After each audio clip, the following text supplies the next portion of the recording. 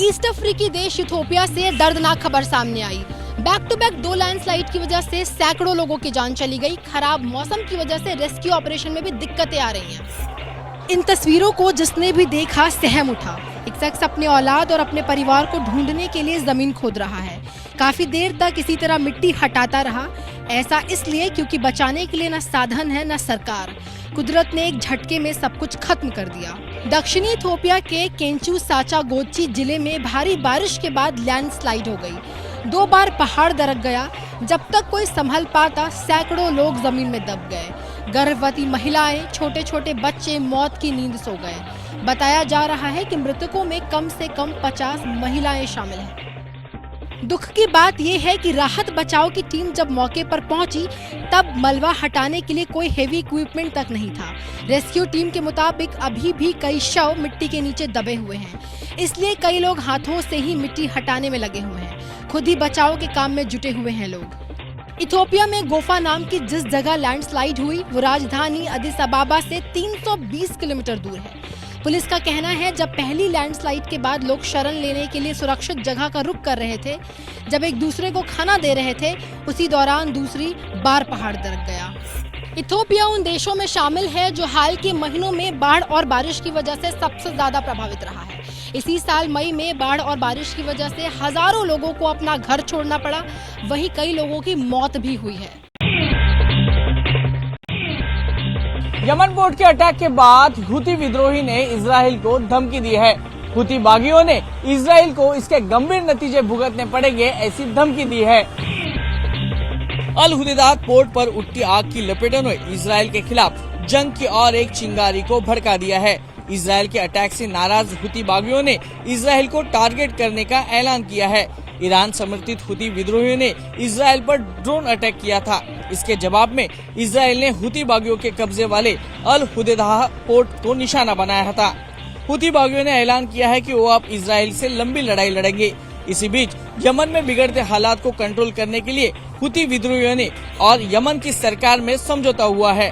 दोनों पक्ष लेन देन से जुड़े विवाद को सुलझाने पर सहमत हो गए हैं। समझौते के बाद सना और अम्मान के लिए फ्लाइट भी शुरू हो गई है। अल हुदैदा पोर्ट पर हुए अटैक से यमन में मानवीय संकट भी खड़ा हो गया है, क्योंकि इसी पोर्ट से यमन को तेल समेत तमाम जरूरी साजा सामान की सप्लाई होती है।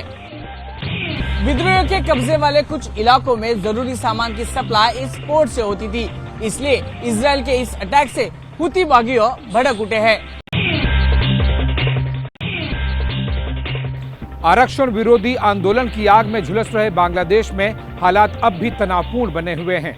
भले ही सरकार के आरक्षण के फैसले को सुप्रीम कोर्ट ने रद्द कर दिया हो, लेकिन आंदोलनकारी अब भी सड़क पर डटे हुए हैं।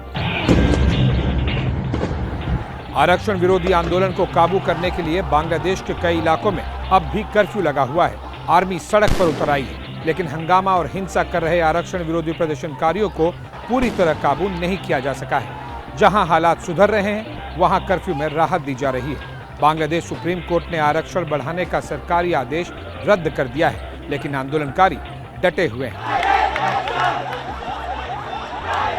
आंदोलनकारियों की डिमांड है कि सरकार जल्द से जल्द कोर्ट के आदेश को लागू करे। आंदोलनकारियों ने सरकार को सुप्रीम कोर्ट का फैसला लागू करने के लिए 48 घंटे का अल्टीमेटम दिया है। आरक्षण विरोधी हिंसा में अब तक 170 से ज्यादा लोगों की जान गई है। वहीं हिंसा में शामिल होने के आरोप में 2500 से ज्यादा लोगों को गिरफ्तार किया गया है। बांग्लादेश की पीएम शेख हसीना ने आरक्षण विरोधी आंदोलन को सियासी साजिश बताया है। शेख हसीना ने कहा कि सियासी फायदे के लिए विपक्षी नेता छात्रों को भड़का रहे हैं। शेख हसीना सरकार के खिलाफ यूएई में भी प्रदर्शन हुआ था। यूएई ने प्रदर्शन में शामिल 57 बांग्लादेशियों को गिरफ्तार कर जेल भेज दिया। यूएई में दूसरे देशों की सरकारों के खिलाफ प्रदर्शन करना गैर कानूनी है। अमेरिका में कमला हैरिस को राष्ट्रपति उम्मीदवारी के लिए समर्थन मिल चुका है। 1976 पार्टी डेलीगेट्स कमला के समर्थन में हैं, लेकिन जो बाइडेन कहां हैं? कमला हैरिस को राष्ट्रपति पद की उम्मीदवारी के लिए 4000 में से अब तक 1976 डेलीगेट्स का समर्थन मिल चुका है। अगस्त के पहले हफ्ते में डेमोक्रेट्स नॉमिनेशन के लिए पहले राउंड की वोटिंग करेंगे। इसके साथ ही कमला हैरिस ने अपना चुनावी कैंपेन भी शुरू कर दिया है, लेकिन जो बाइडेन को लेकर तरह तरह की अटकलें लगाई जा रही हैं। मसलन 5 दिन से जो बाइडेन कहां हैं? क्या उम्मीदवारी वापस लेने से निराश हैं या फिर यूएस प्रेसिडेंट बीमार हैं? इन तस्वीरों को लेकर दावा किया जा रहा है कि ये तब की हैं जब अमेरिकी राष्ट्रपति चुनाव में उम्मीदवारी वापस लेने के बाद जो बाइडेन को आखिरी बार देखा गया था। इसके बाद से जो बाइडेन को किसी ने नहीं देखा। तो फिर यूएस प्रेसिडेंट आखिर है कहां? इसका जवाब कमला हैरिस ने दिया। President Joe Biden wanted to be here today. He is feeling much better and recovering fast, and he looks forward to getting back on the road. Kamala Harris White House में कार्यकर्ताओं को संबोधित कर रही थी। बताया जा रहा है कि जो बाइडेन कोरोना संक्रमण से जूझ रहे हैं। रिपोर्ट्स के मुताबिक 17 जुलाई को बाइडेन कोरोना पॉजिटिव पाए गए थे। माना जा रहा है कि स्वस्थ होने के बाद अमेरिका को संबोधित कर सकते हैं। इस बीच कमला हैरिस ने एक पब्लिक मीटिंग के दौरान बाइडेन से फोन पर बात की। I knew you were still there. You're not going anywhere, Joe. I'm watching you, kid. I'm watching you, kid. I love you. I love you, Joe. इस बीच कमला Harris की उम्मीदवारी को लेकर तमिलनाडु में भी जोश है। असल में कमला हैरिस की मां का नाम श्यामला गोपालन हैरिस है, जो भारतीय मूल की हैं और जानी मानी कैंसर साइंटिस्ट हैं। गोपालन चेन्नई में जन्मी थी और फिर अमेरिका चली गई। वहीं हैरिस के पिता का नाम डोनाल्ड जे हैरिस है, जो जमैका मूल के हैं। कमला हैरिस जब 5 साल की थी तभी उनके माता पिता का तलाक हो गया था। तलाक के बाद कमला और उनकी छोटी बहन माया का उनकी मां श्यामला गोपालन ने ही पालन पोषण किया था। पाकिस्तान में फिर बवाल हुआ है। पूर्व प्रधानमंत्री इमरान खान की पार्टी का दफ्तर सील कर दिया गया है। कई कार्यकर्ता गिरफ्तार कर लिए गए हैं। इस्लामाबाद में तहरीके इंसाफ पार्टी के दफ्तर पर छापा मारा गया। सुरक्षा बलों ने ऑफिस को सील कर दिया। साथ ही पार्टी के कई बड़े नेताओं और कार्यकर्ताओं को गिरफ्तार कर लिया गया। इसमें पीटीआई के सूचना सचिव रऊफ हसन भी शामिल हैं।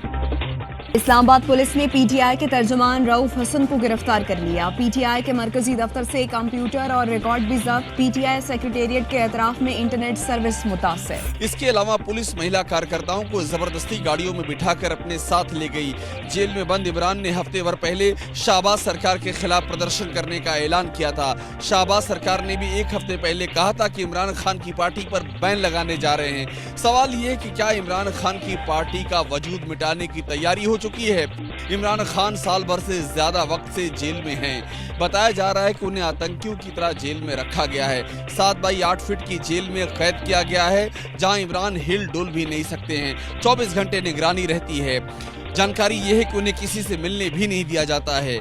इमरान खान के जेल जाने के बाद से उनकी पार्टी के ज्यादातर बड़े नेता या तो जेल में हैं या इमरान खान का साथ छोड़ चुके हैं। इमरान खान पर 200 से भी ज्यादा मामले चल रहे हैं। कुछ केस में उन्हें दोषी भी ठहराया जा चुका है। इमरान खान फिलहाल रावलपिंडी की अदियाला जेल में है। इस जेल में ही उनकी पत्नी बुशरा बीबी भी हैं।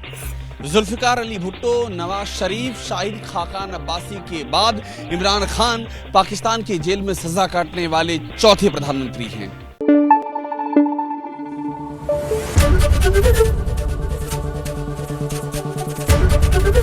एबीपी न्यूज आपको रखे आगे।